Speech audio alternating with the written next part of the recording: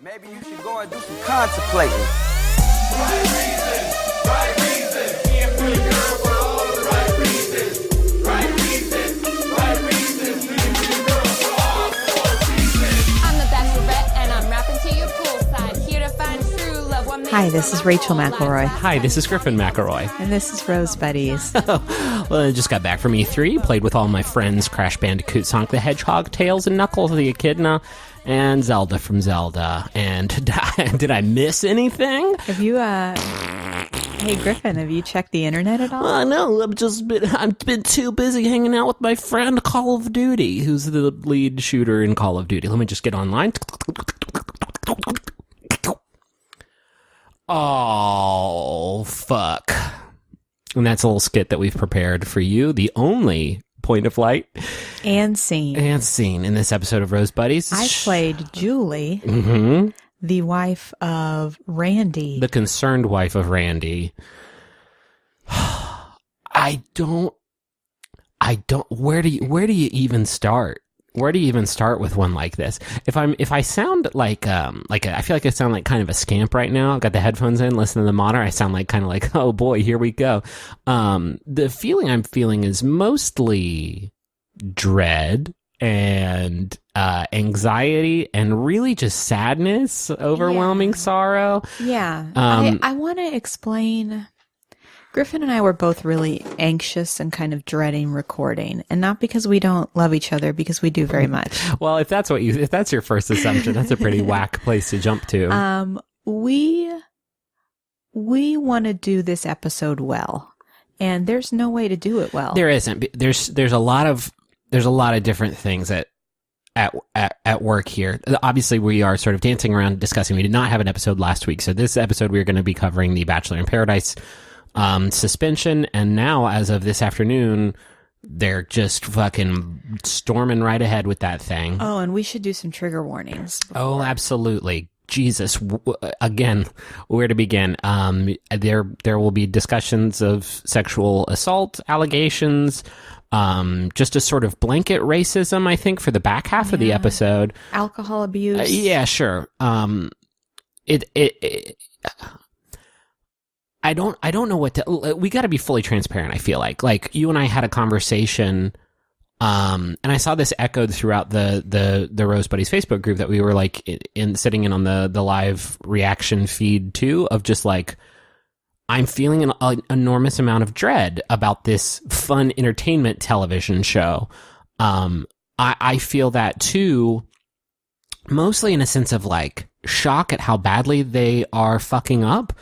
Maybe shock's not the right word, but just like immense disappointment, but also like most of my anxiety stems from the fact that I cannot help but feel in some way complicit in what this show, like the space in our cultural landscape that this show occupies. And I'm not saying like we put this show on the map or anything, but I know there are people who watch this franchise because of what we did, and fuck me, it's been a bad couple weeks for this franchise. And not just that, but the warning signs have been there in a big way. Yeah. And so all the things that came out recently, it's not as if Griffin and I thought, no, that's not possible. No, I mean, it's if anything, when the news started breaking, I was like, yeah, like that. They've been flirting with that for a while. To be fully and completely transparent, like we talked about this last week. Like there's going to be a breaking point for us watching this show, and we've had discussions, Rachel and I, about like what the future of Rose Buddies is going to look like. Whether we want to continue like even supporting this show, even no matter how critical we are, it doesn't change the fact that we lead a thousands of comments long discussion group who watches it live. Like I cannot help but feel responsible for like some people who watch this show when the things this show are doing they're fucking completely rotten and problematic and dangerous and irresponsible. And like if we weren't doing this podcast, I don't know if I'd keep watching. And the fact that we are doing this podcast, like, it's I haven't been looking forward to this. I wasn't looking forward to the episode last night. Like, I don't know that it's a lot of fun anymore. Yeah. So that's something that we're sort of struggling with, to sort of set the stage with, like, it's gonna be a tricky episode, and we're gonna do our best, and please be patient with us and with each other. Like, when this news broke, there was a lot of sort of hostility, I feel like, between people. Like, some folks who were just upset that the show got canceled, and some folks who were like, well, yeah, the show got canceled because what sounds like happened was pretty horrible. Just, like, be patient in general, I think, and let's get into it. Okay, so I'm going to talk about kind of the timeline of events. And this is from a Vulture article that kind of outlines the days as they unfolded. So June 6th, the Bachelor in Paradise released a cast list. And then June 11th, production was halted by Warner Brothers. Yeah, that's an important thing to keep in mind, that ABC does not produce this show. Warner Brothers is the production company behind the show. ABC is the channel that airs it. Also worth noting, because it's weirdly, I'm looking at this timeline too, June 4th is when this, what happened took place, 2 days before they announced the cast list. Yeah. So we're at June 11th, yeah. So June 11th, Warner Brothers halted production and released a statement that says, we have become aware of allegations of misconduct on the set of Bachelor in Paradise in Mexico. And the E reported that some contestants had started to travel home. Yeah, somebody got a picture with, like, all of the contestants leaving that airport. Yeah. The allegations of misconduct were reported by way of a third party complaint by one of the producers on the show, and not by either of the parties actually involved in the incident, which is another thing to keep in mind. There was so much fucking, like, character assassination going around, including, like, a lot of it landing on this producer's shoulders, which, like, again, I don't really want to get into, because a lot of that is painted by, like, the fact that this show is a lot of people's careers. Exactly. Who of course are going to say some shit to keep it alive if they can. Yeah. But yeah.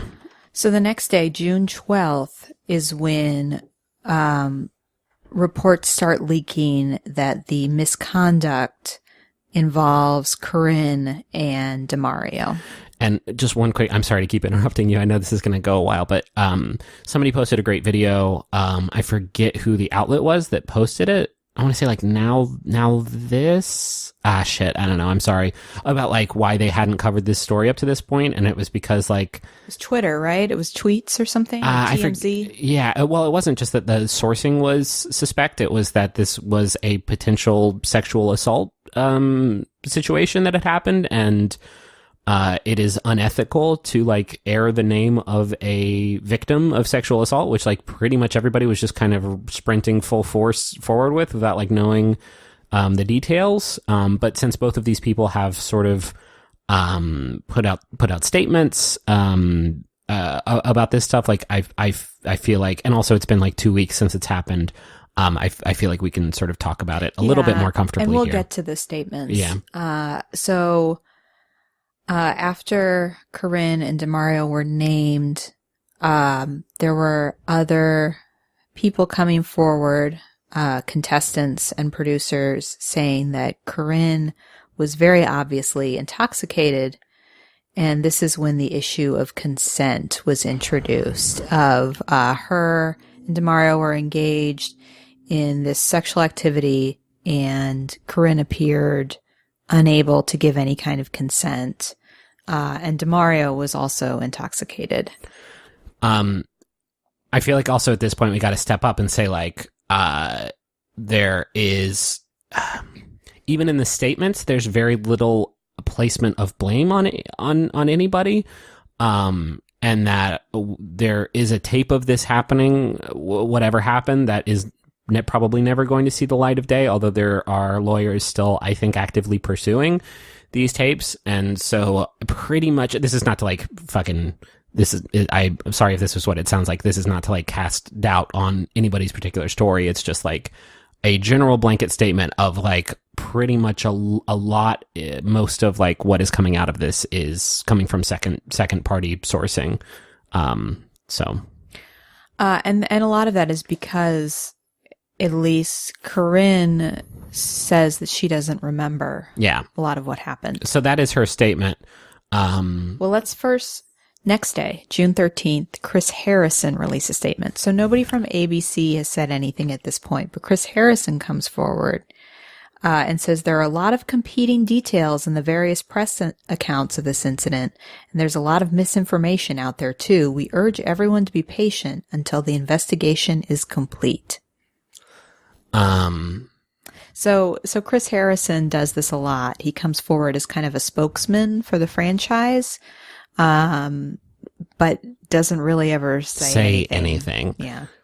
Okay, so again, we've been going day by day here. June 14th is when Corinne issues her statement, confirming that she says, I am a victim, and that she is in therapy currently for, quote, physical and emotional trauma. Yeah, can I actually have her statement here? Can I read it? Oh, yeah, go ahead. I am a victim and have spent the last week trying to make sense of what happened on June 4th. Although I have little memory of that night, something bad obviously took place, which I understand is why production on this show has now been suspended and a producer on this show has filed a complaint against the production.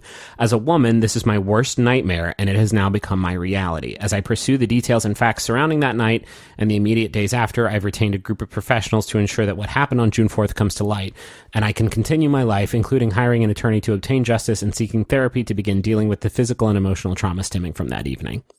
Okay, so this is where, at least from my perspective, I start thinking, we gotta tap out. Yeah. Like, Corinne's statement, for me, took this beyond rumors and gossip into something real. Yeah. That was very disturbing and clearly harmful to her. And whatever you feel about Corinne, is unrelated to that should fucking go this. without saying. Yeah, like, God knows that we were hard on her last season, but like, this is, come on, y'all, like, this is the shit I'm talking about. Like, people getting upset because this TV show, this trashy TV show they like got canceled, is a real person. Like, that you have to fucking put that first, regardless of what you think of the character they play on television. Yeah, if this was, I mean, this is cliche to even say, but if this were a friend of yours, if this were your sister, if this were your kid, you would probably think a little differently about it than this reality show villain, which is so easy to disassociate yourself from what happened to her. And so many people have come out and, slut shamed her. Sure. And, so we'll get to kind of what has happened today. Yeah. As the day we're recording. That's the prestige to this shitty story. But when she issued her statement, not only did I believe her, but I thought, yeah, like I could see this happening, Straight up the shit that happened with Rod and, Lace in the last, like, we talked about that when we covered the second season of Bachelor in Paradise, like, or was it third? I don't know. Made me super fucking uncomfortable. Like, these two were really intoxicated. Rod, who like is a shithead, like to the point where he like shit his pants and like accosted hotel staff, like, and then the fucking audacity of Warner Brothers to come out and be like, nah, we got our shit on lock. Don't worry about it. Safety's top concern. Fucking really? I've watched the show before and it wicked isn't. If that's your top concern, your other concerns must be not very much of a priority at all, huh, Warner Brothers? We should also mention that later that day, DeMario put out his own statement where he said, I thought that was the next day. No, I think it's the same day. It's unfortunate that my character and family name has been assassinated this past week with false claims and malicious allegations. I will be taking swift and appropriate legal action until my name is cleared, and, per the advice of legal counsel, will be seeking all available remedies entitled to me under the laws. So do you want to get to today? I mean, yeah, we are straight up, we're leapfrogging over a lot of shit because a lot of contestants, I feel like in those first couple of days, we were hearing a lot of details about what happened and about, Corinne's like lucidity in this moment, and the events of what happened and how producers wanted to step in, but they were not allowed. And this is really important to keep in mind. It was not Corinne who filed this complaint that got the show suspended. It was these producers. Yeah. So there was a lot of contestants going after the character of Corinne. There was a lot of contestants, or not contestants, just like anonymous sources saying that the producers who filed the complaints weren't even there when it happened, sort of like trying to cut the legs out from anywhere where the story could go more in the direction of, oh, well, nothing bad really. No, don't worry about it. Which, like, again, we don't know what happened, but I cannot help but think about all of the people whose livelihood, not just the cast, but the contestants who their career is Bachelor series alum, who are going to be negatively affected if this show gets shut down. And how, like, yeah, of course they're going to fucking fight tooth and nail to do whatever it is. They don't give a shit about, like, who is right and wrong. They give a shit about this television show that they had a spot on continuing to be on the air. And plus, Bachelor in Paradise and the Bachelor/Bachelorette franchise have created this gray area where a lot of people were making the argument of, oh, contestants get drunk and hook up all the time. How is this any different?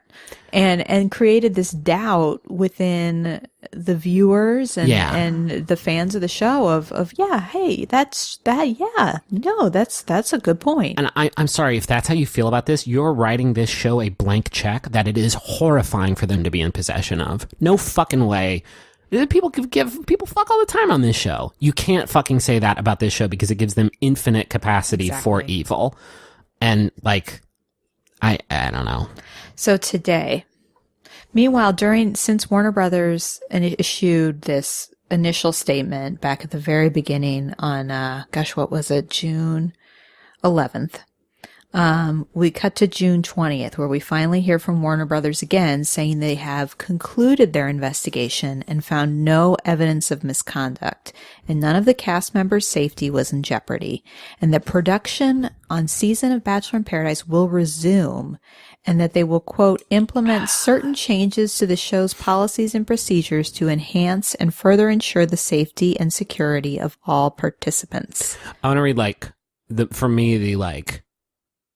this is, I'm sorry.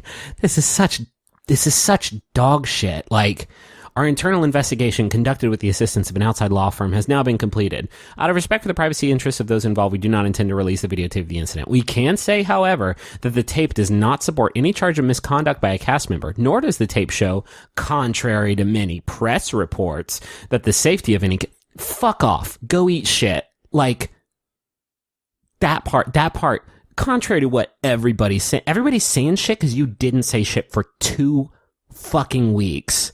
Yeah. And that's, I reached out. I have some friends that are in the law profession, obviously not practicing any kind of law related to the Bachelor or Bachelorette. But I was trying to think, is it unreasonable for me to want them to say something? Like, just say anything. Like, ABC, Warner Brothers, say anything. I recognize that you are under scrutiny right now and that you're doing this quote-unquote investigation. Right. But just say anything about your concern that, contestants are reporting they had this experience, and they weren't saying anything at all. And I just thought, is this unreasonable? Yeah. And my lawyer friends made the point that if they are to acknowledge any kind of accountability for this, either other contestants could come forward and also sue and say that they felt unsafe, or DeMario could use that as proof that his character is being further assassinated by the network. Like, I understand that there are complicated aspects of this that are preventing people from saying more. But the fact that they're going to continue the show. To that point, though, like, I got online when this news was breaking and started to, I got on Reality Steve, who was like, we've talked about him some. He's like a sort of, known reporter and scooper of this franchise. And his general sentiment was like, this show's fucking done. Like, how do you come back from this? Yeah, he went on that Here to Make Friends podcast. Yeah, Here to Make Friends on HuffPo. And, it was basically like, this, there's no way. It's there's over. no way. And looking at like what's going on now, it's like, why are they? Obviously, there's some sort of like calculation, right? This like this arithmetic of like how much money do we lose if we just like scrap the whole thing versus like how much money do we lose in potential legal fees against like X, Y, and Z. And so I was like reading his stuff when this news broke, and I was reading other people's stuff, and the sentiment from like hashtag Bachelor Nation was like, man, I hope Corinne puts out a formal apology, and boy, I hope this producer gets fired and never like. There's nothing about this that doesn't fucking suck. Like, there's nothing about this that doesn't stink on ice. You know what I was telling Griffin? So we don't know anything about this quote unquote investigation. So the fact that a lot of people are willing to buy into that. The fact that Rachel keeps calling it a quote unquote investigation, I think maybe parts the curtain on what she thinks about it. I just like so many people, and I understand it. I mean, Griffin and I used to love this show. Specifically Bachelor in Paradise. It used to be like a highlight for us. So I understand a lot of people were like, that's all I need. I'm back on board. The investigation showed nothing. So great. I believe in investigations. But done by the parties who are financially like invested in the, yeah. Like, I don't understand how you look at this situation and just go like, if you were a big company, right? You're Apple. And something bad happens at Apple. And so Apple does an internal investigation. And like 2 weeks later, after being silent about it, when all these rumors are swirling, Apple comes out and says, you know, we looked into it and we liked what happened. It was good what happened. Like, oh, good. Good, Apple. I'm glad to. Yeah. And I saw reports from the press with headlines like "Scandal Over," "Bachelor in Paradise back." Are you fucking kidding me? Yeah. To that point, Corinne's lawyers are still pursuing this tape, still trying to get their hands on this fucking tape. Yeah. I can't like. Why did they shut the fucking show down? Like, why did they shut this show down?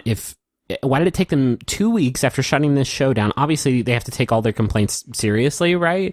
But why shut the fucking show down if, like, absolutely nothing?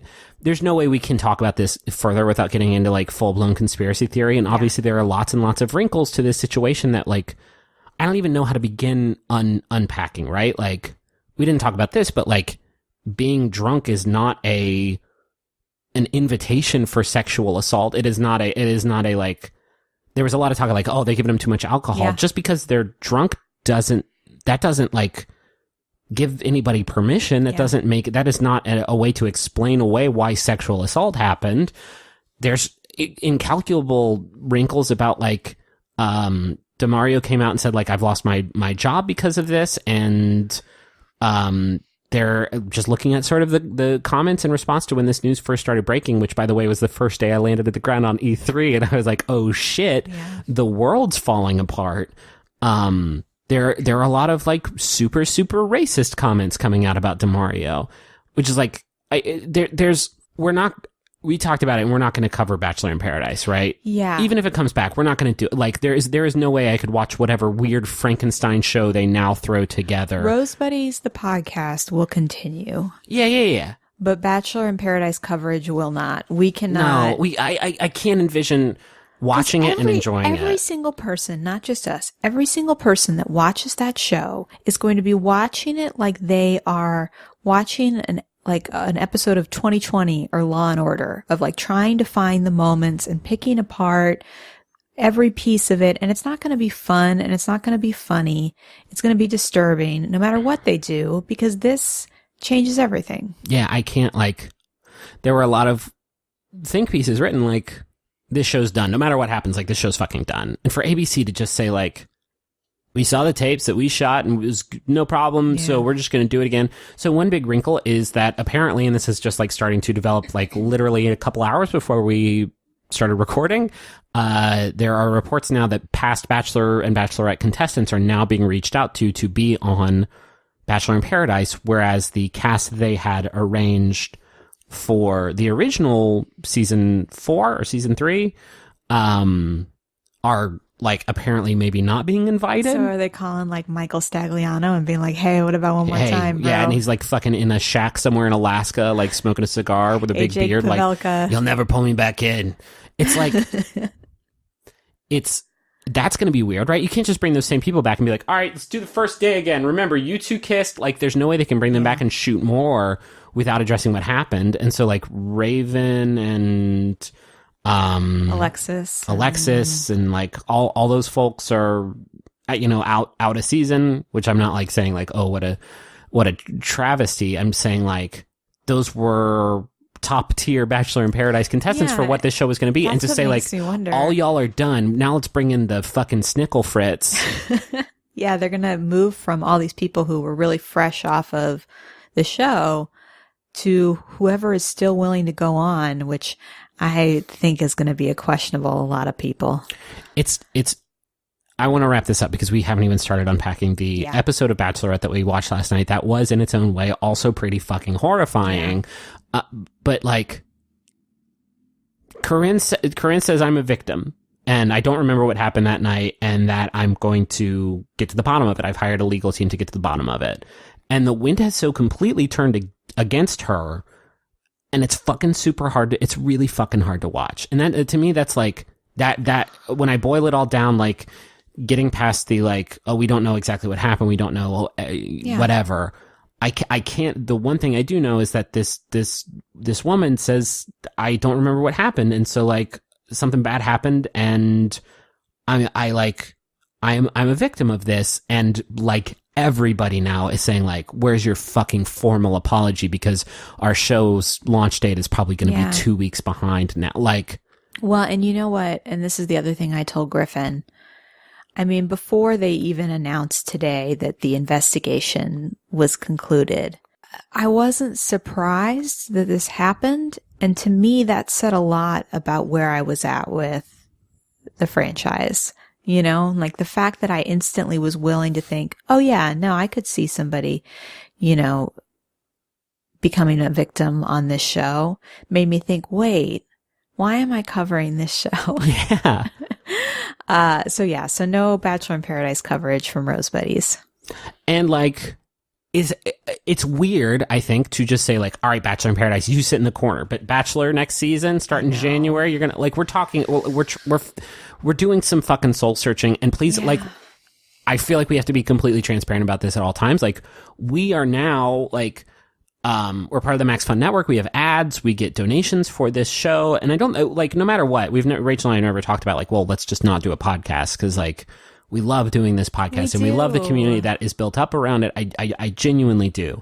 But I don't want to, it's getting less and less fun to watch this show, and it's getting less and less fun to talk about this show. And like, my enjoyment of this process has, I guess, very little bearing on sort of the bigger picture. And I get that, but like, when we started doing it, we knew that this show could be problematic, and we thought like, well, let's still cover it because it's a silly ass show. And as long as we are critical of when it is problematic, then we're doing our due diligence. But now there was some fun here. This will be a good stage setter for the conversation that we're about to have. Like, there was cool stuff that happened on this episode of The Bachelorette. There was some good stuff. There were some good dates, and there were some fun scenes, and there were some funny jokes. We are going to be talking about those after spending a half hour talking about sexual assault allegations sandwiched in like Lee's racist bullshit. That tonal dissonance, that dog don't hunt anymore. Like, yeah. Well, and I always feel the need. So I was talking to Griffin about this. The show has always been problematic. There have always been characters or individuals on this show that have been kind of gross. So in some ways, it's difficult for us to say now it's too far. I mean, I recognize this is a different story, but it's not like the show before was, like the TV show Full House. Perfect. Yeah. Which I'm sure had its own slate of issues. I get that. This is the worst week this show's ever had. Yeah. Between the very real and very irresponsible way that it is turning Lee's actual racist behaviors into an entertainment reality TV blood sport, and the whole Bachelor in Paradise stuff.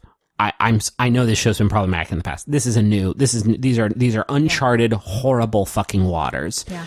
And I just keep coming back to the dread I had at 6:59 last night, where I thought like, am I even going to fucking enjoy this? I know I'm not going to enjoy necessarily unpacking it. Like, is this even fun anymore? And if it's not, then like, let's do something else. Like Griffin and I want to do a comedy podcast. We don't necessarily want to do a recap podcast. I mean, that's part of what this is, obviously, but I don't have undying loyalty to this franchise where I think I have to cover it. Like, I would rather make jokes with my husband. I don't even care about like the not being able to do our really sweet comedy shit. I care more about like, I just can't get over the fact that there are people who watch this show, lots of people who watch this show because of our podcast. And I can't fucking stomach that anymore. Yeah. I know y'all are adults or whatever, and it's your choice, but like it weighs on me like a heavy burden. Yeah. Should we just do the ads now? Who's our advertisers this time? If you liked this, oh man, you know what you really love is stamps.com. Babe, it's been heavy and it's going to be heavy again real soon. Do you have a really, really good, hey, can I steal you away? Ooh. Yeah. No, and again, I really do want to stress this upon you. You really need to stick the landing because this is a fucking burdensome one. I see her. She's like shifting in her seat. She's stretching. Like, she's stretching. She's really going to pull this one out. This one's going to be like a little bubble of joy that's going to pop right in the middle of this fucking fart balloon. I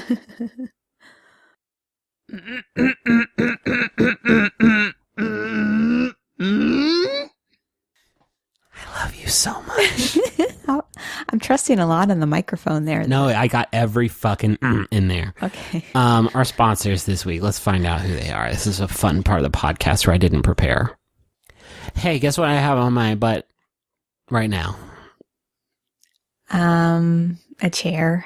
No, I do have a chair, but the chair is under my butt. My MeUndies is what I am talking about. We both have MeUndies now. We have some. I'm wearing MeUndies right now, too. Are you kidding, babe? Yeah. We have matching MeUndies. Not that I don't think we're matching right now. No. I'm wearing the Army Men's ones that I thought were dinosaurs for a bit. So every pair of MeUndies is made of sustainably sourced micromodal, which is a fabric that's 3 times softer than cotton. I've talked about MeUndies 300 times. You would think I would know what the name of the fabric was at this point. And they come in all kinds of fun colors and patterns. Like, I don't know what to say, man. Like, all my underwear is MeUndies because they keep sending it to me, and I'm maybe the luckiest boy on earth. Rachel's checking to see what she got on. It says have. Oh, I'm wearing the ones that say have a nice day. Oh, that's fun. Because you see it and it's like, hey, let me say something if I'm seeing you in your underwear. Babe, I am having a nice day. Do you like that character? No. He's dead now. What was his name, though? Mange. I will mourn him. So you can try MeUndies today. Go get the Celebrate pattern before they're all gone. Jesus. At MeUndies.com/rosebuddies, and you'll save 20% off your first pair. And if you don't love them, they're free. Just go get 20% off your first pair plus free shipping at MeUndies.com/rosebuddies right now. That's MeUndies.com/rosebuddies. One more again, MeUndies.com/rosebuddies. Our other sponsor is Stamps.com. That is true. Why go to the post office when you can handle all of your postage needs from your desk? Because my toilet's broken and the one at the post office always works. Nice try, though, Slylock Fox, with all your riddles. Have you really used the bathroom at the post? Oh, you have, haven't you? Used the bathroom at the post There office? are very few buildings in this city that I have not used the bathroom in. Nice try trying to catch me in one of your riddles again, Slylock. Anything you can do at the post office, you can do right now from your desk at Stamps.com, except go to the bathroom unless you have the coolest desk ever. You can buy and print official U.S. postage for any letter or package using your own computer and printer, and unlike the post office, Stamps.com never closes, so you can get postage whenever you need it right there at your desk 24/7. Right now you can use our code ROSE for this special offer. It's a 4-week trial that includes postage and a digital scale. Hell yeah. That digital scale is so clutch because the first time I heard about Stamps.com, I thought, how do you know how much postage to put on there? That would be my biggest fear. Gotta use that digital scale. Gotta use the digital scale. It is so important. So don't wait. Go to Stamps.com before you do anything else and click on the radio microphone at the top of the homepage and type in ROSE. That's Stamps.com, enter ROSE. Stamps.com, never go to the fucking post office again. I said the F word in there. They probably don't like that. No. This message is for Chloe and Xander. Those are some fucking names. It's from... I love it. It's from Sarah and Nathan. It's pretty good names. Is this what we do now?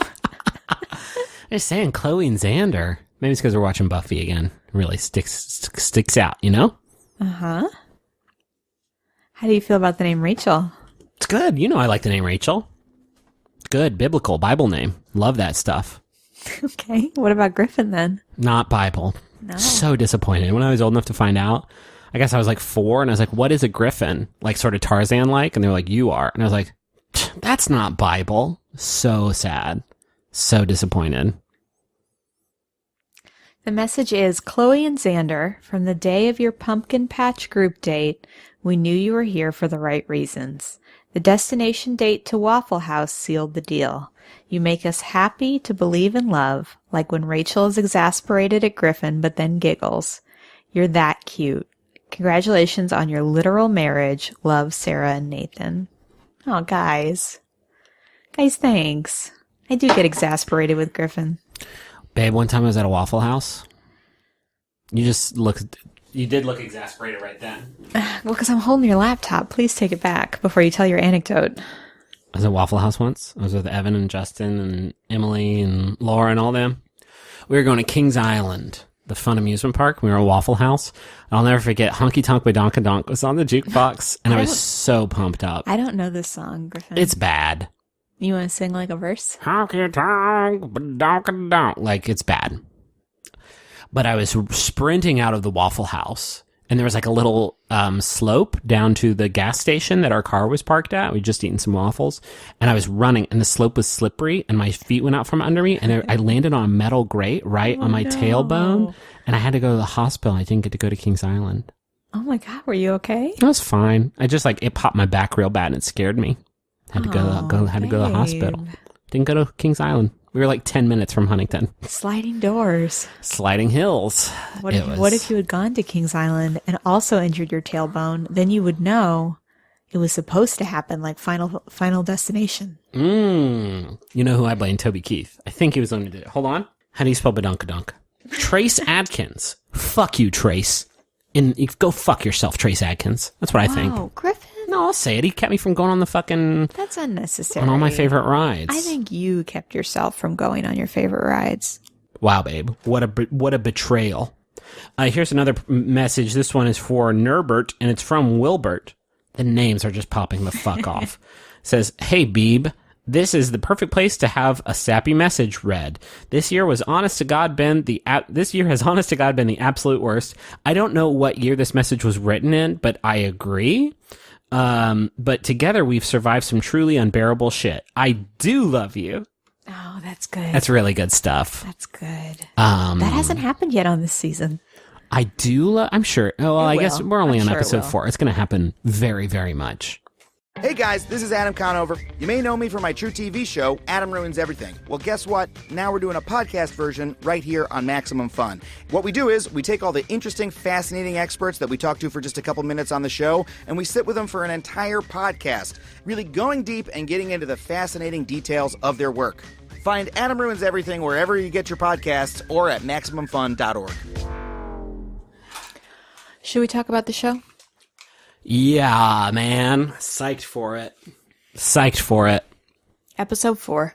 Okay. So we haven't had a rose ceremony yet. We've picked up with the drama. I had to open it. You could have opened it in the other room. That's probably true. We pick up with the drama between Lee and Eric and Iggy. Eric is upset that the men are talking about him. And this is where we start to get some of the men also weighing in on Lee, saying that he is an instigator.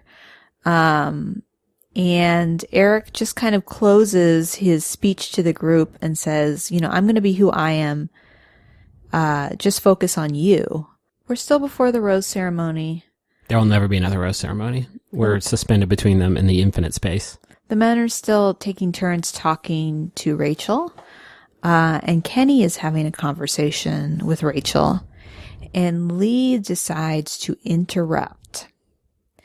And this is after Lee has already had time with Rachel that Jesus, night. this was the same night as the Eric stuff. I did not even put that together. Yeah. Jesus Christ. So Lee interrupts and Kenny says, can you give us a few minutes? And so he walks slightly out of frame and then comes back a few minutes later. As you say, so give me 60 seconds to like wrap this thing up. And Lee, who I think is pretty tanked at this point, says like, all right, 16 seconds, and then walks and like counts on his. We talked about this last week, but like Lee has made this decision to like, oh, I'm the villain now, so let's just like be a fucking literal villain from like an 80s like competitive ski teen movie. So he just like walks to the side of the frame and like counts off 16 on his fucking fingers, making that fucking shit face. Yeah. So we get the sense that it's not just Eric that has the problem with Lee at this point. Other guys are noticing his bad behavior.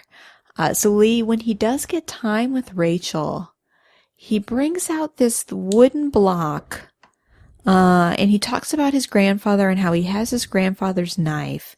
And then he shows that he has carved the word enchanting into this wooden block. He says something profound here, or maybe she says it. One of them says like, oh, that's your word.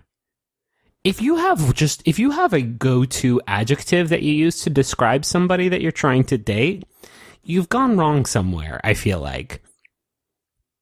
Well, I mean, all the men on this show use the word stunning, for example. Yes, but like enchanting. Oh, that's the only adjective you use to describe me. That feels authentic to me in a way. I wanted to talk about, I have Dean's whole quote here about Lee, because the issue of race kind of for the first time makes an appearance, I guess, in this episode. Does this happen at this point? I'm pretty sure. Yeah, this is when Dean is talking about Lee, when like a bunch of the dudes are talking about how Lee stinks. Dean says the only people that I've seen Lee pick fights with have not been the people that he's used to seeing on a daily basis from a cultural perspective, which is maybe the most roundabout way of saying he's a racist I've ever heard of. This is in one of the behind-the-scenes interviews, and a producer asks him, what do you mean?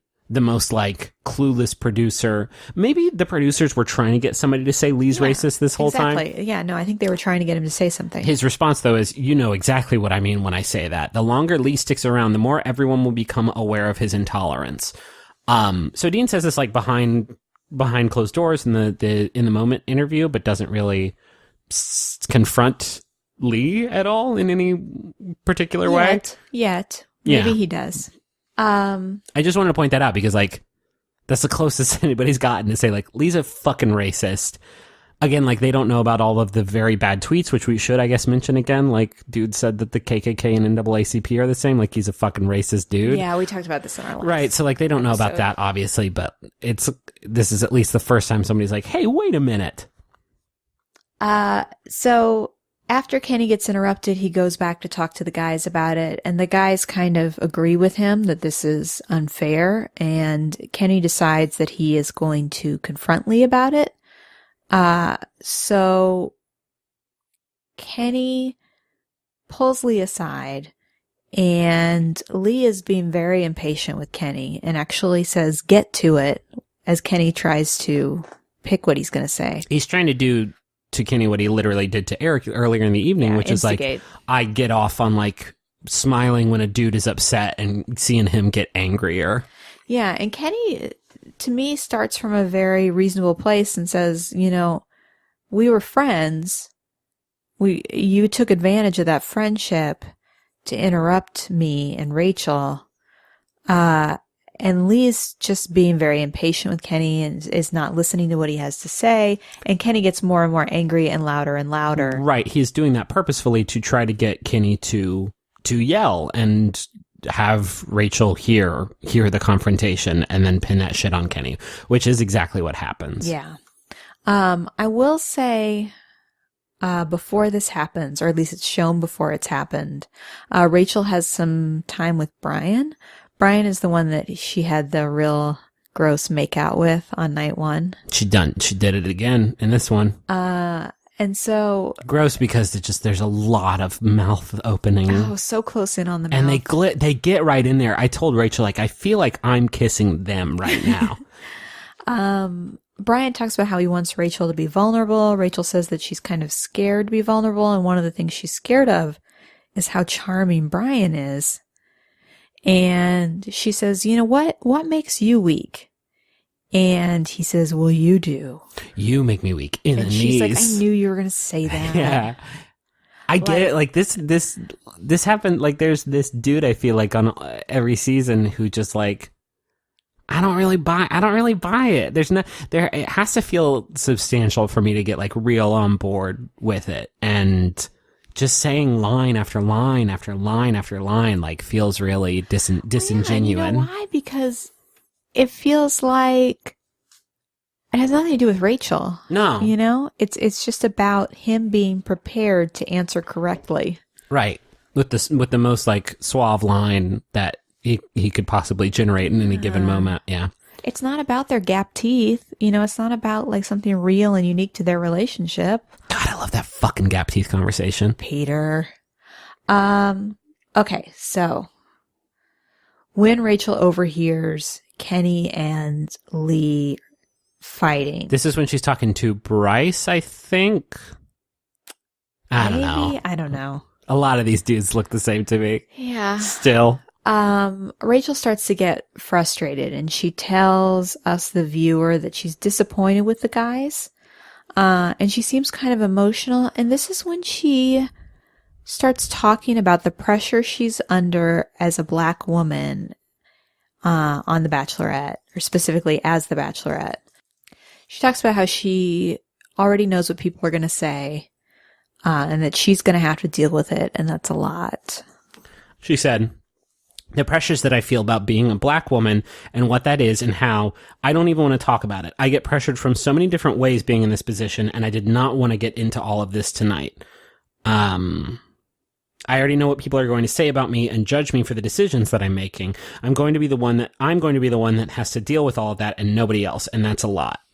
Here, this was edited really weirdly because like it was a very emotional response, and one of the most sort of what I'm struggling to find the right word. I think a couple times this episode, it's when the subject of race has been most sort of discussed on this season of this show, like where it has been discussed, frankly, way less than I assumed that it might be.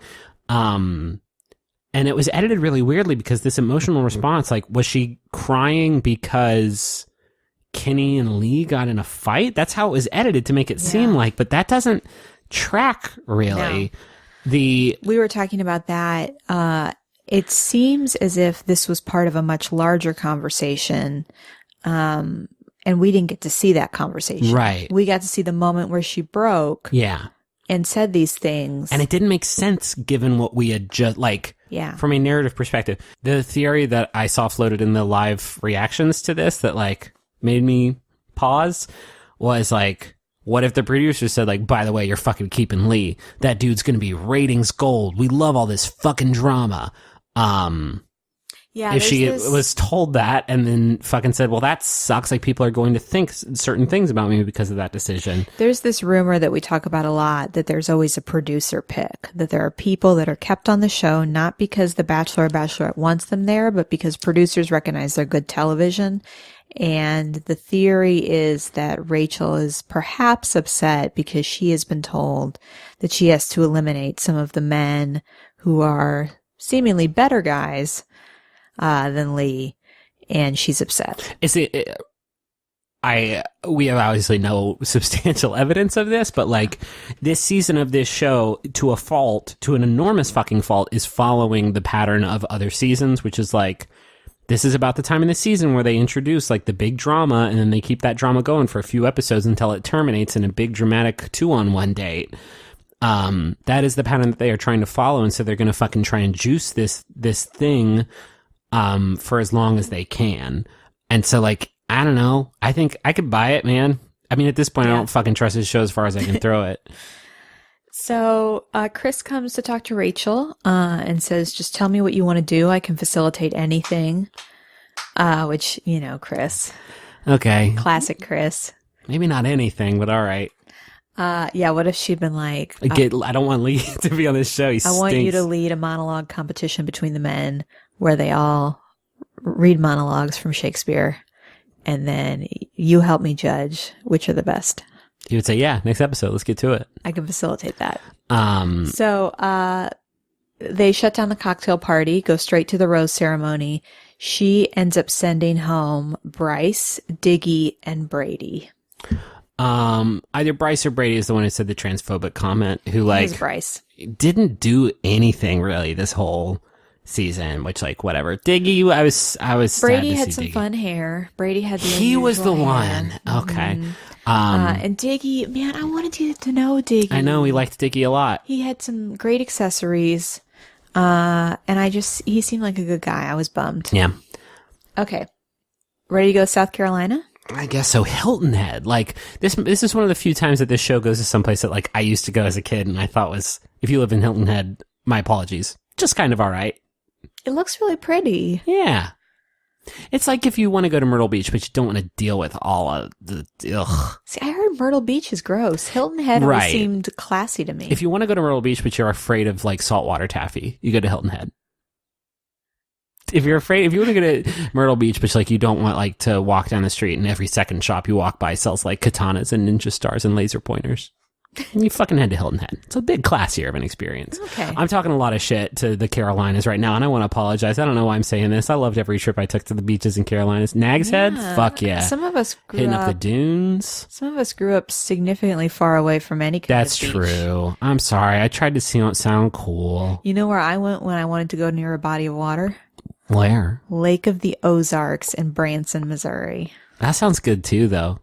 What's the Silver Dollar City? You told me about that. Yeah, I mean, that was fun. Yeah. A lot of saltwater taffy there, too. Oh, God. Can we not? I'm drinking this Gose, and it's very salty, and I'm just trying to, like, push it out of my mind. So we get to see the guys at this resort in South Carolina. They all stand on the balcony. They yell Rachel's name. Love that. Never not good. So, you know, I get my bearings. 'Cause Yeah. I know that I am on a travel date. My Because compass is centered, yeah. The men have yelled my name off a balcony. Date card comes. It's for Dean. Yeah. This was a good fucking date. It was. And God knows we've been hard on Dean because of the dumb shit that he said, but like, this was a really, there've been a lot, God, just makes me so fucking angry, is that there's been a lot of really good dates and good contestants and great moments on this season of this show, and it has been completely drowned under the ocean of shit that this fucking To be fair. franchise has dumped out here. To be fair, I think a lot of what we like about Dean in this episode is coming through Rachel. Yeah, sure. Like the way Rachel is around him. That is true, And the yeah. conversations they have, it's coming from her. I mean, and he's just a good... the conversation that he had with her at dinner, like, really fucked me up. You know what he is? What is he? He's good at kind of absorbing what is good about her. Yeah, he seems like a good boy. Okay. I don't know if I go that far. I think he's better than we thought. Yeah. We got to get into this date Okay. because the opening moment of it filled me with delight. Okay. So they get in a Jeep. They go to Bluffton, which appears to be a big field place. Where Town fields is are. just one big field. No buildings in Bluffton. Got a field, though. Our mayor is a cow. Eats all the grass in the field. Population 2 cows. In Bluffton. Who is saying this? Is this Exactly. a cow? That's the fucking mystery of it all. Unpack it. It's the Twin Peaks mystery. Who's saying it? Who's the narrator? I'll never tell. Moo. Ooh. Oh, wait. Oh, shit. Moo. Fuck. Now you know. I'm a man that says moo. Oh. I got bit by a cow. It's the only word I can say. Except the words Except the I other just words said. I've been saying. Ooh. They have a picnic in Why Bluffton. can't I die? They have a picnic in Bluffton. They have a picnic in Bluffton. They open up a bottle of champagne and they look in the distance and they see a blimp, specifically the Goodyear blimp. I don't know if there are other blimps. There's the bad month blimp. Get out of here, bad month blimp. They start talking about like, is that our date? No. But anyway, here's a funny story. If you're on this show and you see a blimp or any sort of fun means of transportation, if you're like sitting by the river and you see a couple swan boats paddling up, why is your first instinct like, surely we're not going to get on those swan boats? Rachel tells this great anecdote about how when she was a little kid, she was obsessed with blimps. And that there's this story in her family about every time she would see one, she would point and go, bimp, bimp. It's so good. It's a cute story.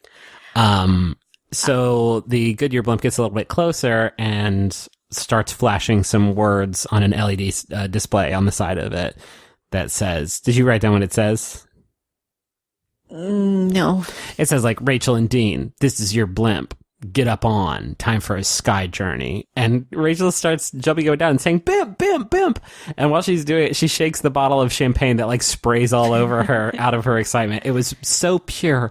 It was such a pure moment. I wish I could save it in a bottle. I mean, you could probably get like a gif of it. If you wanted. Probably. So this is when we find out Dean is scared of heights.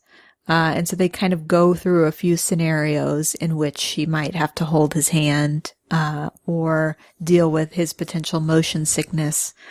And then they get in and Dean's super solid about it. I mean, he's nervous. Well, not at first, but yeah. Rachel gets in the pilot seat, and the blimp pilot lets her kind of steer a little bit. And then she encourages Dean to get in.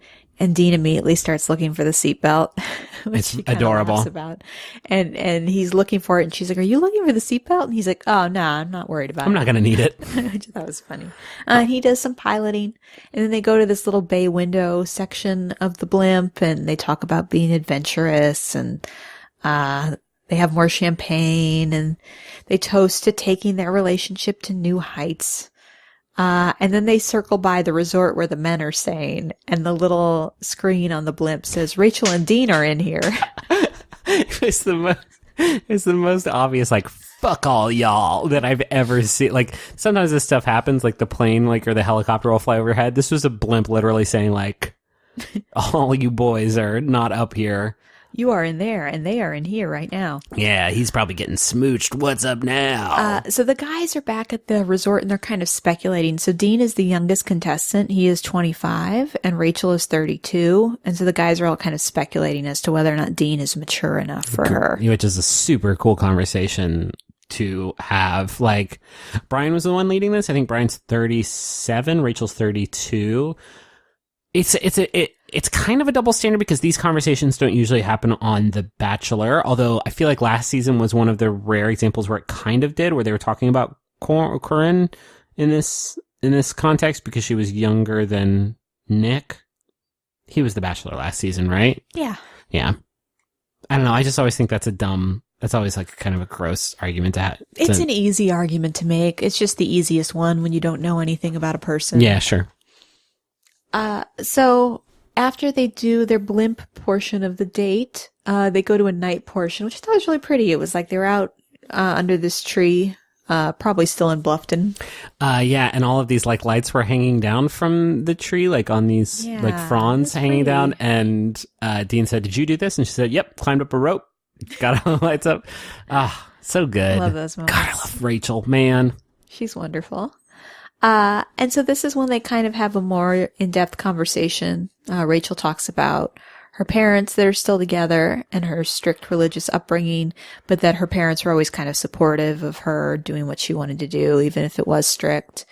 And then Dean tells a story about his family, how they were always really close until when he was, he was young. He was like 14. when he was 15, his mom passed away from breast cancer. And that when he was even younger than that, she had it but recovered. But then she was re-diagnosed when he was 14 and put into hospice care. And that he remembers the day that she passed away and how his dad was really upset and how he, didn't express any emotion. in that moment, but that his family kind of fell apart and his brothers and sisters moved away and his dad wasn't around as much. And he says that he's never really talked about that with anyone before. Yeah,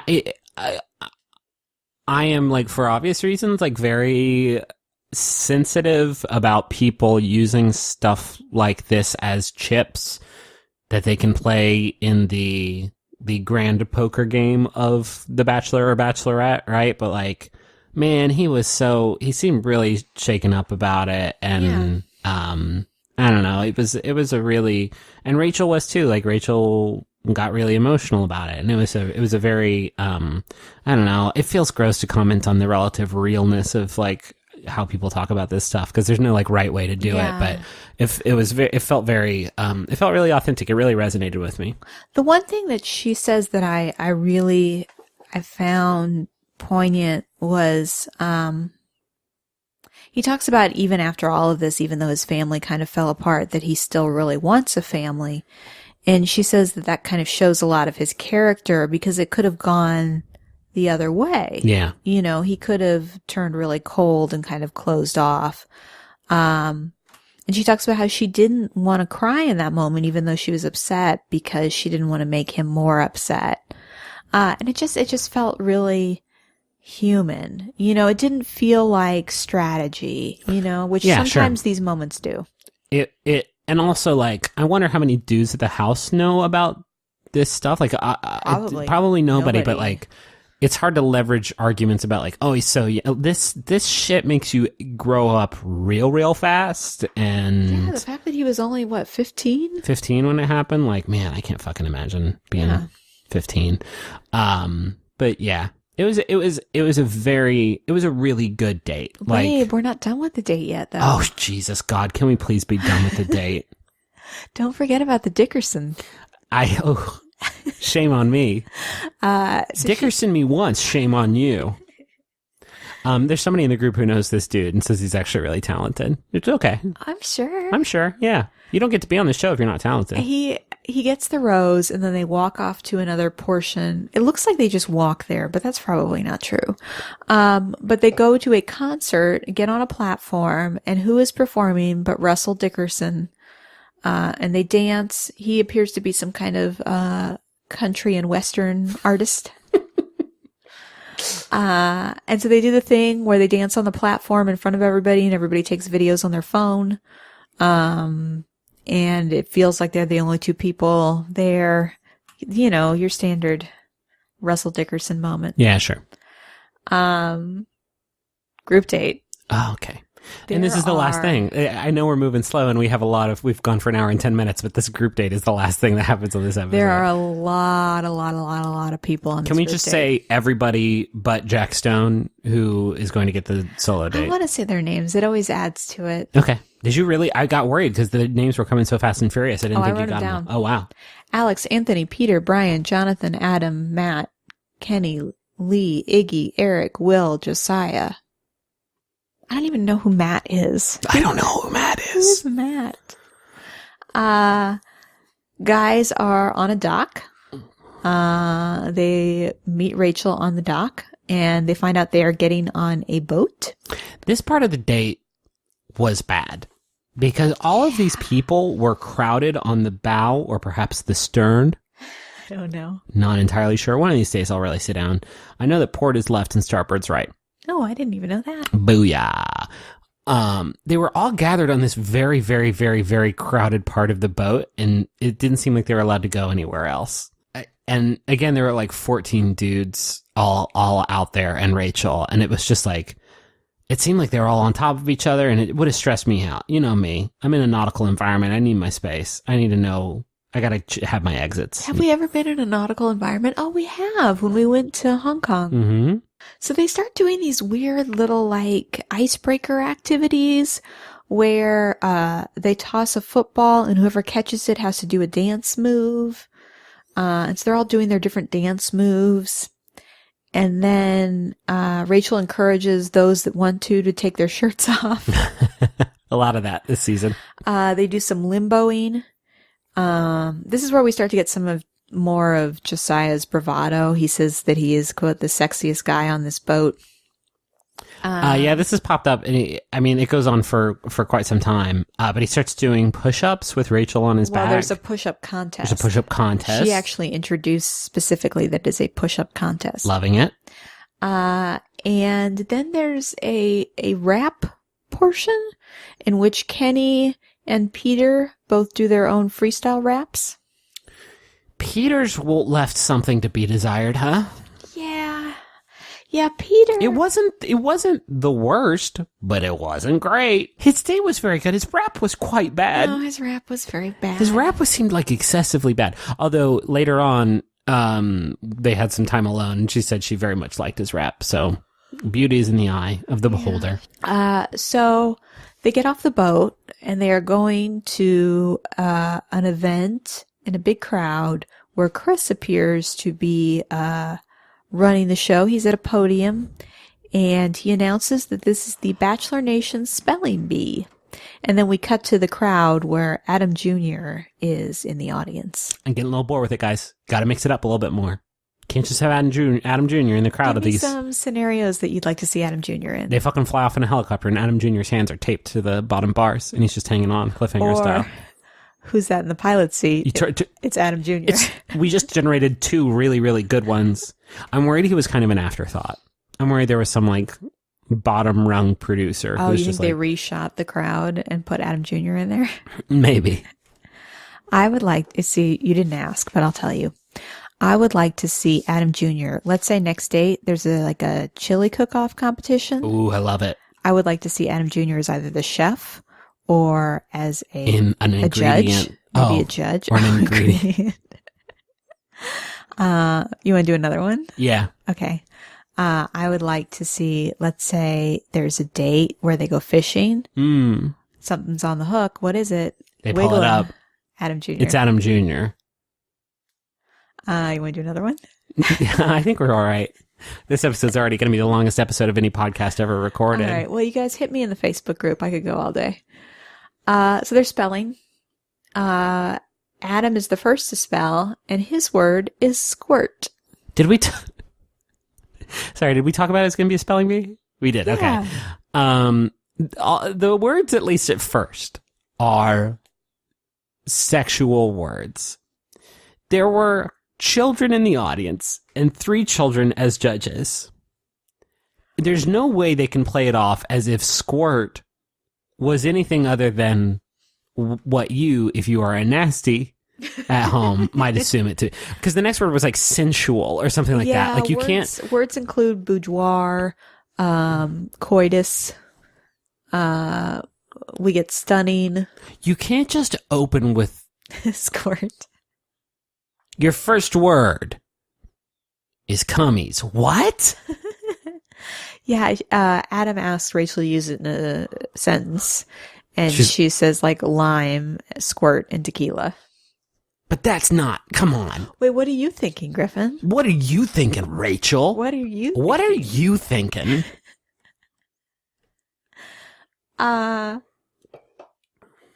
So Iggy gets out on boudoir. Kenny gets out on champagne. Boudoir stuff. The difficulty curve here was pretty outrageous. It was a pretty buck wild sine wave here. Eric gets out on facade, which is a little out of theme. And then the girls that are judging put on earmuffs when Peter gets the word coitus. Loving it. And they should have kept it on when he tried to spell the word because wowzers bowsers. Holy shit. He starts going, and I'm not sure what's happening here, but he starts saying Q-U-I. Q-U-I. No, he says Q-U-I. C-U-I. Like, he tries to start over, which of course is not allowed. But the boy, he does spell out qui-qui, which is now the only way I'm going to ever refer to lovemaking. Like, you play your cards, mate, you're going to get some qui-qui tonight. Ugh. Oh, man. That is not going to work with me, Griffin. You should Just know. saying, it's been so long since I've had any qui-qui. It's bad. All of it. Yeah. Josiah, this is a fun moment. He gets the word stunning.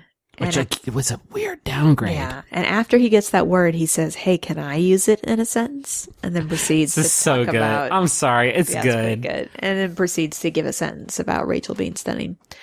Anthony gets out on boutonniere. This is the word that comes after it. Yeah, which is a super hard word to spell. Do you think you can spell it right now? Gun to your head? No. Do you want to try? Well, I have it written in front of me. Did you write it down correctly the first time? I think so. Bouti. Nope. That's the sound they make. What is it? It's Boutonniere. Oh. You know, everybody in the Facebook group was saying that I should make you spell things. Oh, okay. Hit me. Well, I don't have any fact checking in front of me. Well, here's a list of Merriam-Webster words. Should I find something sexual? I mean, if you can find one on the Merriam-Webster website, you know, they're pretty woke nowadays, so. Ooh, frequently misspelled words. This Yeah. is good. Gosh, your computer's so heavy compared to mine. Well, it's full of processing power for all my MacBook gaming. Let's say exhilarate. Oh, geez. EXHIL. Oh, man, I don't know. Now I'm lost. And I know I got it right so far. Exhil. Nope. A? Yes. RATE? Yes. Shit, see? That's how they get you. That was our segment, guys. Do you want it? No, you're going to do it now. No. Yeah. I'm a terrible speller. This can't be good podcast. Conscientious. Oh, I saw that one. Well, you cheated. Well, I didn't remember how it's spelled. CONSCIENTIOUS.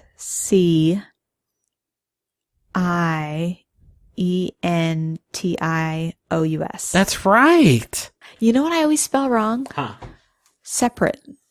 I always get mixed up on whether it's separate or separate. Yeah, it is. I think it's arit, right? Yeah, with an A. Okay. Anyway, this isn't good. No, it's bad. I don't know why people asked us to do this. They must have known. Okay, so who ends up winning? So it comes down to Will and Josiah wins on polyamorous. And he gets a large trophy, Which he kisses a lot. which ends up being a really fun prop throughout the night. Because when they go to the evening portion and everybody's drinking their cocktails, he pours his directly into his trophy and drinks out of it. Can we talk about, it's going to be inappropriate if we, considering how this episode ends, if we talk about the like after episode stinger at the actual end of this episode, Rosebuds. Can we talk about it now? Oh, yeah. Because it makes me angry that this is the week in, week out the best shit in the show, and they relegate it to like the credit roll, where Josiah has his goblet full of his drink, and he turns to Will and he says, "Refill my goblet," and does like a thick British accent. And Will's like, "What are you saying?" He's like, "Refill my goblet." And then all the dudes in the room get in this conversation about Game of Thrones, and Will is like, "I don't know what you're talking." And they're like, "Dude, you wore the North Remembers T-shirt. We know you know what Game of Thrones is." And he's like, No, he starts talking about how bad the accent is. he talks about how bad the accent is. He's like, "What are you, King Joffrey?" He's like, "Yes, refill my goblet." It was really fun. It was fucking funny, and it reminded me that there are dudes in this house that are funny and get along and produce things that should be one of the cruxes of this show, but because this show refuses to be anything about like anything other than the dumb shit that it's always about, like it ends up under the title role. Bums me out. It was so good. I know. I would love an episode that's just those fun moments. Yep. I mean, it's the fucking blooper reel. I guess so. Can you fucking imagine what the Men Tell All is going to be like? I'm not saying that in like I'm really looking forward to the battle. We always hate those episodes. Those are our least favorite episodes every season. This one is going to be, I mean, I guess ABC gets the final edit out on it, right? But like, there's a lot. Yeah. I don't know what's going to happen. There's a lot of folks on there who are going to have a lot of defending to do. Can you imagine if they open it up like, Waboom and what's his fuck? Like, what are they going to say? And then anyway, we had a real live racist on the show. Let's see what, like, it's going to be a fucking disaster. Like, it's, because so far, like, everybody at ABC and involved in the production of this show has been so tight-lipped about all this stuff. Like, I don't understand how they continue that and do, like, a special where everybody typically comes out and airs out all their dirty laundry. Yeah, I'm not looking forward to it. Nor I. Okay. So, this is a group date. Just a reminder. Rachel is spending time with the guys. She spends some more time with Peter, and they have one of those conversations that feels like we're already planning what our relationship is going to be like after the show. Because they talk again about moving. And Peter, as you might remember, is from Wisconsin, and Rachel brings up that she just happens to be licensed to practice law in Wisconsin. This is the shit more than anything else. Like, when you start talking about where you're going to live or actual practical life stuff after the show is over, like, to me, that is always the clearest, like, you're going to win the fucking show. She's not talking about this stuff with anybody else. And there's a couple other moments with the guys, but I kind of want to just Let's just get into over it. 'em. Yeah. I mean, we should talk about the Iggy stuff. Yeah, that's what I was going to get to next. So Iggy has been kind of hanging out with the group and kind of listening to Josiah's kind of bravado. And he decides he's going to take it upon himself, much like he did with Eric, to tell Rachel that he is not right for her and that she should be careful because he's protective of her. And he questions Josiah. I really want to drive home. This is because Josiah is playing. This was the same moment that ended up in the after the credits of Josiah celebrating with his King Joffrey impression and drinking out of the goblet and celebrating because he won the completely inconsequential spelling bee on the group date. Like, that's what Iggy sees and is like, this guy's not here for the fucking right reasons. I'm done with Iggy on so many different levels. One of which being like when he meets up with Rachel and goes off to talk, he's like, why does he say like, hey sweetheart, or hey sweetie, and talks about like how he is her protector or whatever. And that shit always puts a pretty gnarly taste in my mouth. But to like go after Josiah just because he's like celebrating because he won the spelling bee. Yeah. That's the most childish bullshit ever. And it's just this dude trying to get in the fucking mix. Exactly. Because some producer said, like, if you want to stay on this show, you need to get in the fucking mix. Yeah. And so meanwhile, while Iggy is having this conversation with Rachel, Josiah is kind of complaining because he does feel like he's kind of become a target. And as he's saying that, Iggy walks in and is like, oh, you know what? I was just talking about Rachel about that. Cause I actually said just those same things to her that I feel like, you know, that I can't trust you. And Josiah's reaction is not, I think, what Iggy was expecting, because he's like, well, why the fuck would you do that? Yeah. He's like, okay, first Eric. I'm Eric now, I guess. Because Iggy did this exact same thing to Eric and in the Iggy's last like, episode. oh, well, your personality is different when the lights come on. And Josiah's like, give me an example. Like, give me like one example. Iggy says, like, I can think of like 5 or 6 off the top. And Josiah's like, name one. And he can't fucking do it. Yeah. And so then there's this moment where Eric, who seems to be really perceptive to me because there's something about the way that he picks up on this stuff and then analyzes it really quickly.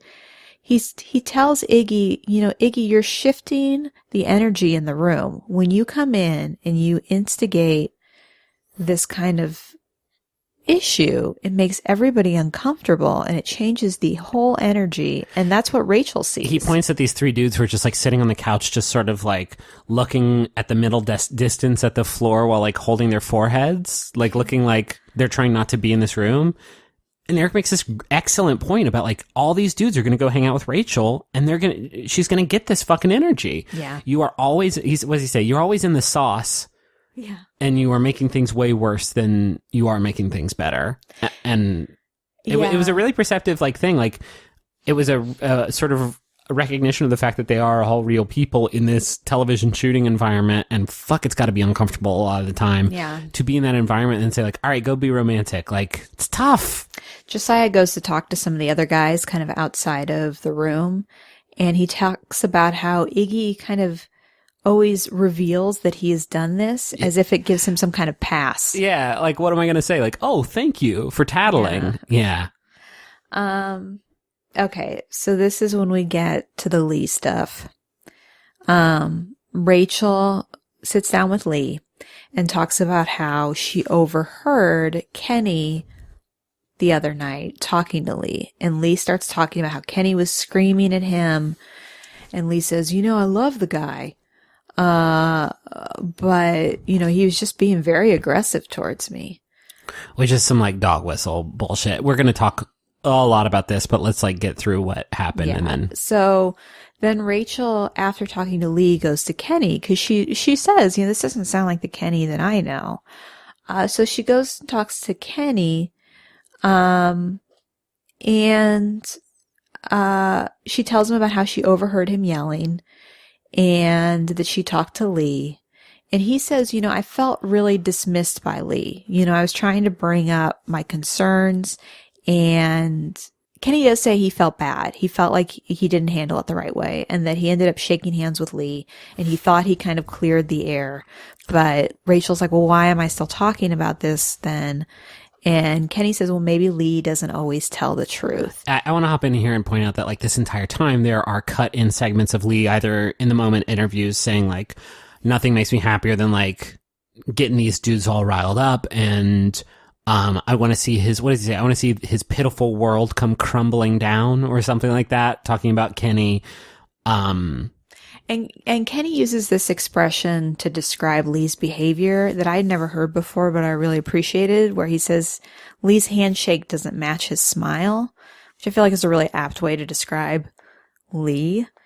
And then after that conversation is over between Lee and Rachel, or between Kenny and Rachel, Kenny feels like her body language suggested that she was in Lee's corner. He seemed really, really, really defeated in a way that was genuinely difficult to watch because it came completely out of Lee's full-blown fucking gaslighting shit. He calls Lee a, quote, alternative facts piece of garbage.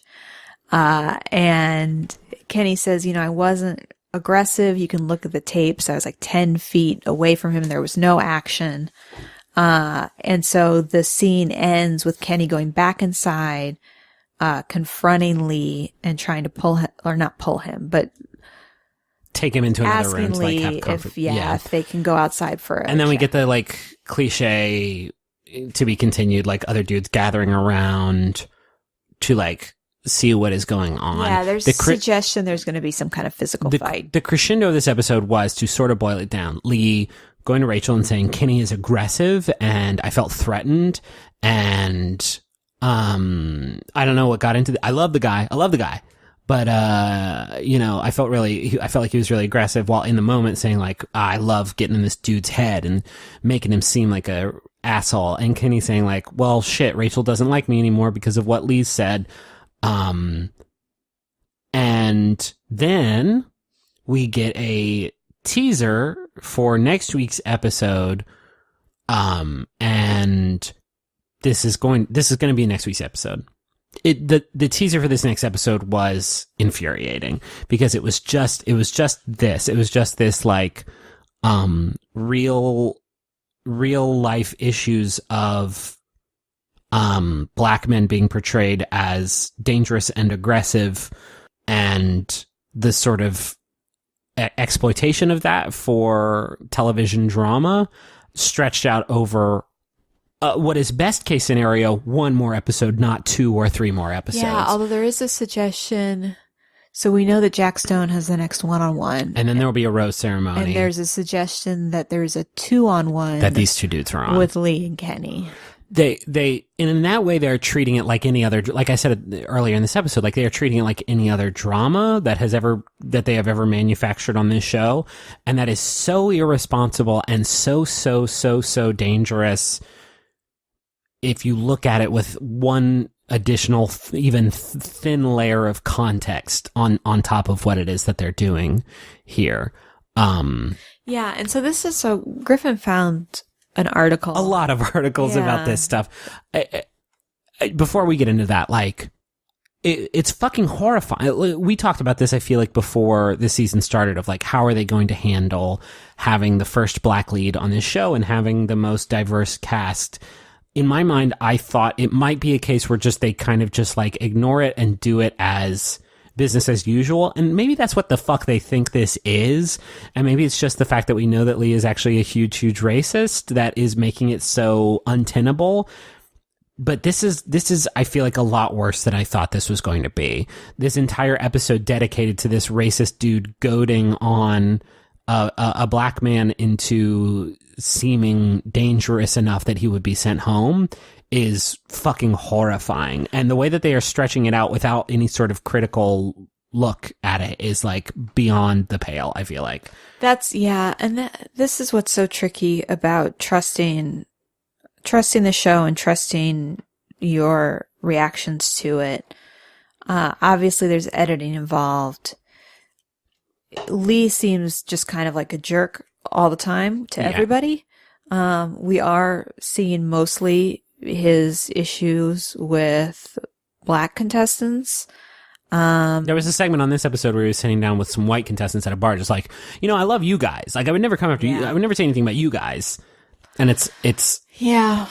So I want to get into some of the things that people have been writing about this, because I feel like they summarize it a lot better than I ever could. Here's an article from Refinery 29 by Cecily Bowen. Lee embodies the most frustrating and common kind of racism on The Bachelorette. This is an excerpt. Not only is Lee relying on racist stereotypes about angry black men to misinterpret their rightful feelings of frustration, but he is using them to position himself as a moral superior. Lee's Twitter feed suggests that he is most likely the least woke contestant on this season as it pertains to race. He used quotations around the word privilege and supported the presidential candidate that wants to deport immigrants and ban Muslims. These beliefs appear to be influencing his interactions with the men of color on the show, and it's infuriating to watch. Today, asking me why I'm upset when I'm... This article, by the way, like opens up talking about her experience being a person of color in these exact situations that are sort of portrayed on the show. She says, today, asking me why I'm upset when I'm not is the fastest way to actually make me upset. It's a trigger that I've developed after years of unnecessarily and often unsuccessfully defending myself against accusations of being combative, threatening, and disruptive. The feeling of discontentedness often transforms into silent fury with the knowledge that even today my protests will fall on deaf ears, or worse, put me in danger of arrest or harm. Watching Kenny struggle against this last night was perhaps the realest moment The Bachelorette has ever seen. But hey, at least Rachel has peeped what's going on. That links to a tweet that Rachel did that was in response to Leah, who was a contestant, I guess, on the last season of Bachelor in Paradise, meaning she was on this franchise at some point, where she said something just shitty about, like, she turned on the show and her friend asked, like, is this love and hip hop? And Rachel responded, like, oh, I should introduce you to Lee. It sounds like you two would really get along. Yeah. So she's at least, like, now she knows. Coming forward and saying, like, yeah, I get it. Yeah. The thing that article hits on, I felt like was so clear in Kenny's reaction after he talked to Rachel. He just seems so defeated. Like, here Lee said this thing about me that's not true. But Rachel believes it, just like I'm sure he's dealt with hundreds of times. Right. And here it's happening again based on him losing his temper after being provoked by Lee. You really feel the kind of, just frustration from him. But like not frustration, I don't know. He seems so defeated. Yeah, and it's like, it's a real thing. Like, it's not defeated because, like, oh no, I went down a peg on this television show. It's defeated in a way of like, This is a fucking thing. This is a thing that I deal with. But these guys are like really, they're dealing with a lot more. I know. It's a lot. Emma and Claire from Here to Make Friends, the Huffington Post podcast, which I adore, wrote an article saying, hey, ABC, racism on The Bachelorette isn't entertaining, it's gross. That's the headline and a very good way to summarize, like, how I feel about it. And this is the closer. There's something especially insidious about a show with such a checkered racial history using racism to drum up drama, ratings, and ultimately dollars for the entertainment of white people. It goes without saying that America has an ugly history of white people making money off of black people's pain. Perhaps it was too much to hope that The Bachelorette would set the bar higher.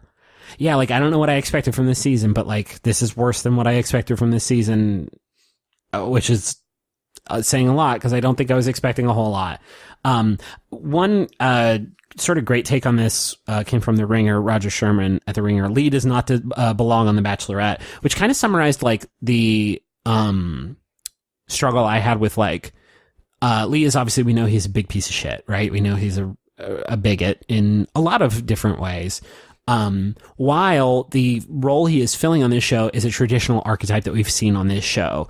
You're the mid-season villain, right? Yeah. And so you turn cartoonish at some point, like a fucking werewolf transformation, and then all of the actions you take from that point on are cartoonish levels of villainy. Yeah. That is seemingly what he is doing here, but you cannot look at that. You cannot look at his actions without viewing them through the lens of like, also what you're doing is like super, super racist. So I had a hard time, like, this is nothing new. This is stuff people have done before, but the motivations behind it and the context behind it is different and, like, hugely, hugely upsetting. So that's a good point. This is the article from The Ringer. Yes, Lee is pursuing a black woman on this show. No, he doesn't launch into over-the-top, explicit racist tirades every time he encounters a black castmate. But that doesn't mean he's not racist. He sees his black castmates as manipulable, quick to anger, and easy to outwit. He's the instigator, but he likes to portray the black men he's instigating as aggressive.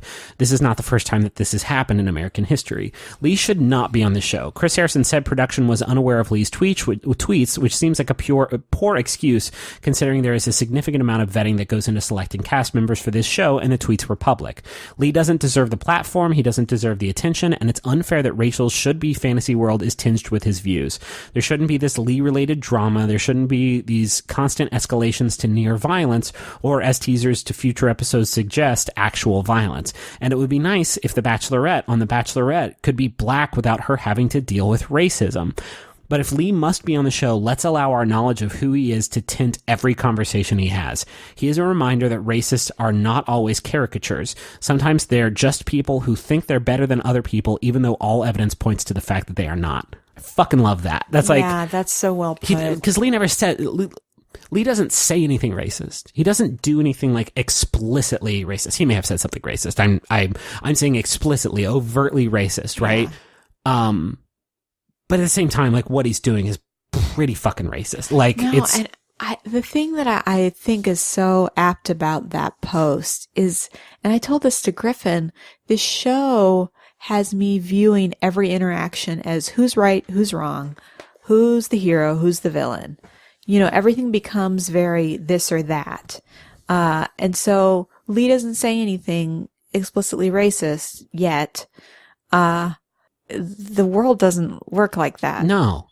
People who are racist don't always, you know, say racial slurs. And they, you know what I mean? Like, it's, I just like. So this is going to get drug out. Yeah, we got at least one more episode, which Griffin and I were thinking like this was going to be the worst one, and weren't we pleased to find out that there were going to be more of these? It's so bad. And we talked earlier about like this show has been problematic in the past, but it's reaching into new echelons of like this season was make or break for them. Like this season was a big season, and they are handling things in a way that they have previously just kind of skirted over, and they are still trying to avoid the subjects that they are actively engaging in and also exploiting. Nobody's saying the word racist. Nobody's like, these conversations are not happening that much on a season where I feel like they should be happening, or at the very least, the show should be more responsible about how they handle these real issues, and they fucking aren't even a little bit at all. And it's so much worse than I thought it was going to be. It's so much worse than I thought it was going to be. And it's not entertaining. It's not fun. I don't know who watches this. I don't even think you have to be necessarily very like keyed in to see this trailer for this next episode and not go like, well, that seems bad. Did anybody fucking watch this? This like white racist dude like trying to egg on this black man to the point where he comes off as violent. Nobody watched that and said like, that seems, maybe we shouldn't do that. It's so awful. Here's what I will say. The saving grace this season, and we are probably not the only ones saying this, is Rachel Lindsay. Rachel's amazing. And there's a lot of the castmates who are amazing. And we are not getting that because if you want to, I think the most credit you can give this show is to say, like, they are just so rigidly adhering to the structures that have worked for them in the past of like, okay, episode 4, we introduce the villain, that they are just barging right ahead without even thinking about, oh, wait a minute, that's really racist. But I like the fact that fucking Lee was apparently sought out. I don't trust the franchise. I feel like we could continue to speculate as to what they're doing, but we don't know. And I the thing that keeps me coming back to this show,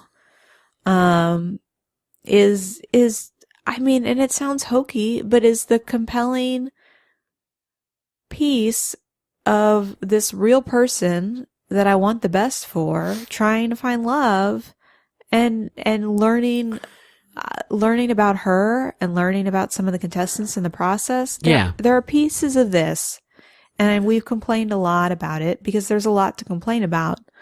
But there are still parts of this show that I find engaging. That's what makes it so, for me, like, that's what makes it infuriating. So to put it, like, in the context of how it happened, if you didn't watch the episode, like, we got this, like, really, really, really difficult to watch preview for this, what seems to be difficult to watch next episode that's coming up. And then we ended with the King Joffrey impressions, like, funny stuff, and it's like there's a light that shines through this show, and in a way that's like what makes it the most, well, no, that's not the most infuriating thing about it, but like I keep getting these glimpses of what this show could be if it was socially responsible even a little bit, if it didn't adhere to the same, I haven't talked about like how they are just doing the same fucking shit every season, no matter what. Gotta manufacture a villain to the point where it's like a switch is flipped and now I'm bad. I'm so fucking over it. You've done that 20 times. What the fuck are you doing? It is so surface level a complaint to say like, oh, well, it's really repetitive TV, when like the real complaint is like it's fucking super problematic. But like there's this show could be so fucking great, and it's just, I don't know, man. I don't know that I have the patience for it anymore. We're going to finish the season. We should finish the season, yeah. And then we'll figure out what we do next. I mean, we're going to have to, because we'll have about, if we don't do BIP, it's going to be about 4 or 5 months there where we're not going to have a television show to talk about. Yeah, and please trust that we will work on this and we will let you know. Yeah. We've gotten a lot of great suggestions. At this point, we just need to figure something out. If you're disappointed that we're not going to be talking about BIP, I'm cool. We're not going to change our minds about this. Like, it's been a tough couple weeks. Like, again, like I said, like, this show is really important to us and y'all are really important to us. And we've really struggled about it. And like, there's no way we could fucking do it. So, please don't ask, I guess. I want to thank some people for some gifts we got. Oh, yeah.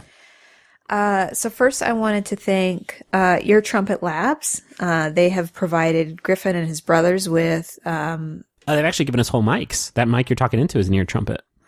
And they sent me my own pop filter that says, "Can I steal you away?" on it. It's really good. Which I was excited about. Thank you for that. Let's swap that out. We only use that mic really to record Rose Buddies now. Okay. We also got this really cool paper cutout that says Rose Buddies on it. From Sam. So thank you very much, Sam. If you're interested in seeing what Sam does, the Instagram is catfriendo. I want to thank Rachel's parents for sending me a big box of hot sauce. Sent me like 6 big bottles of hot sauce, and I was like, well, hot sauce. I used to eat a lot of hot sauce, but now I don't because my tummy's really sensitive. But I've been eating that hot sauce, and it's good hot sauce. It's not really related to the show at all. Well, I ate it before it gave me energy to do the show, so. Thank you, Bonnie, for sending us this cute little onesie romper for Henry. It's adorable. It has a little H on it. It's really adorable. Bonnie's website is buddybeanboutique.com. Love that. And she wrote us a really sweet note, so thank you for that. Anything else? Thanks to Maximum Fun for having us. You can go to MaximumFun.org and check out all the great podcasts there. Or you can go to McElroyshows.com and check out all the shows that we do. I don't know what to say at the end of this episode. Like this is We want, I talked to Griffin and I was like, I know you guys don't necessarily turn to us for all your entertainment news. So I don't want our show to become so focused on the headlines, but clearly we couldn't avoid that this week. But it is my desire to still do a funny, sweet podcast with my husband. Yeah. And we would like to get back to that sometime very soon. But like, we're not going to ignore what this show does. No, we're not going to course. ignore like it's what I want to talk about is like the sentiment that I also see going around the group. Cause there are a lot of people when that preview for the next episode came up, were like, I'm done, or like, I'm skipping next week. Like, fuck this. And like, I feel that too. Like I think the adjective I would use is like, I'm tired. Like when all this stuff was breaking and I was at E3, I was like, this is so disappointing and it's so disheartening. And this show used to like mean a lot to me. And while I recognized its faults, like I never thought it would get this bad, or especially not this fast. Cause fuck, we're really tired and I don't really know what to do about it. Like I don't really know what to do next, and we're gonna figure it out. But just be good to each other. And know that Griffin and I started this show because we have fun talking to each other about things that make us happy. And if this show doesn't do it, we'll find something else that does. Yeah. Yeah. Maybe we'll do that fucking Quantum Leap. Anything I say now is going to be the thing that like people tweet us about. I was going to say like Quantum Leap fan cast. Nobody wants the Quantum Leap fan cast. I don't know about that. I've talked to Scott Bakula in the last couple of weeks. Jeez. Sorry, babe. I did. I talked to Scott Bakula. It was the fucking best. Yeah. So we're saying all this, and I know next week's episode is going to be so bad, and so we're going to be equally defeated in the next discussion. It'll be a quick. They're going to get through the rest of this date, through the solo date, through the rose ceremony, through Rachel and Copper just hugging for 20 minutes. In the Bluffton Fields with the cow mayor.